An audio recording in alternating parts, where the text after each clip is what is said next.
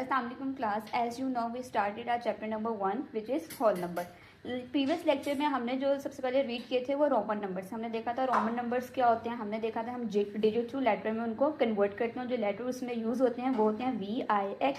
और मैंने आपको उनकी ट्रिक बताई थी कि 1, 5, 10 के आप इन 3 लेटर्स को याद कर लें। इसके थ्रू ही हम आगे सारे रोमन नंबर्स बना सकते हैं। नेक्स्ट टॉपिक जो आज का हमारा है वो है इवन एंड ऑड नंबर।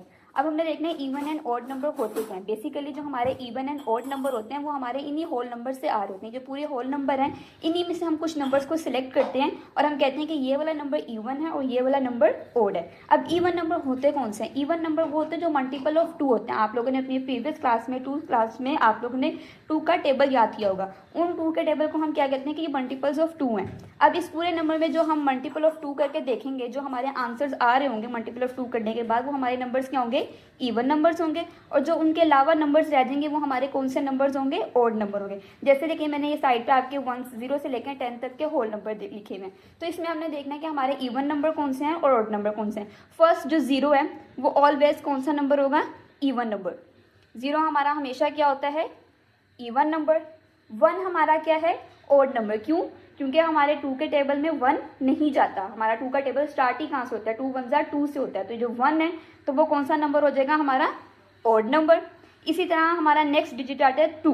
अब हमने देखना है 2 इवन नंबर है कि ऑड नंबर है। तो आप देखें 2 के टेबल पे हमारा 2 जाता है, जैसे 2 1 ज़ा 2, तो ये हमारा नंबर कौन सा हो जाएगा? Even number. इसी तरह 3, 2 के टेबल में 3 जाते हैं, नो, तो ये हमारा नंबर कौन सा हो जाएगा? Odd number. इसी तरह आगे 4 है। 4 हमने देखना है 2 के टेबल पे जाता है कि नहीं जाता, तो 2 2 ज़ा 4, तो ये भी कौन सा नंबर हो जाएगा? Even number.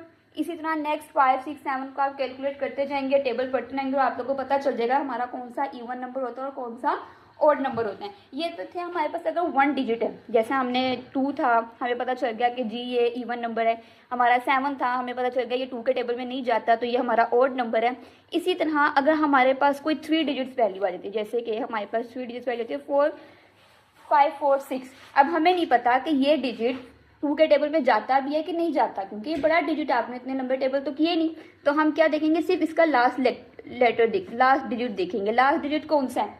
6। 6 2 के टेबल पे जाता है कि नहीं जाता? जाहिर सी बात है 2 के टेबल पे जाता है। 2 3 ज़ा 6 होता है, तो इसका मतलब ये वाला नंबर हमारा कौन सा हो गया? Even number. इसी तरह अगर हमारे पास कोई नंबर आ जाता है 4 6 7, अब हमने देखना है कि ये नंबर हमारा इवन है कि ओड है। तो हम क्या करेंगे? मैंने कौन सी ट्रिक आपको बताई कि हम लास्ट डिजिट देखेंगे। इसका लास्ट डिजिट क्या है?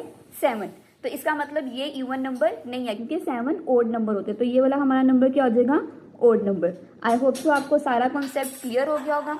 आपके बुक के पेजेस होंगे, आपने वो 2 पेजेस सॉल्व करने हैं और जो आपका नोटबुक का वर्क होता है वो आपने नोटबुक पे अपना काम करना है। नीट एंड क्लीन वर्क आपने उतारना है, जैसे मैंने स्केच बनाया होता है सेम वैसे ही बनाना है। अल्लाह हाफिज़।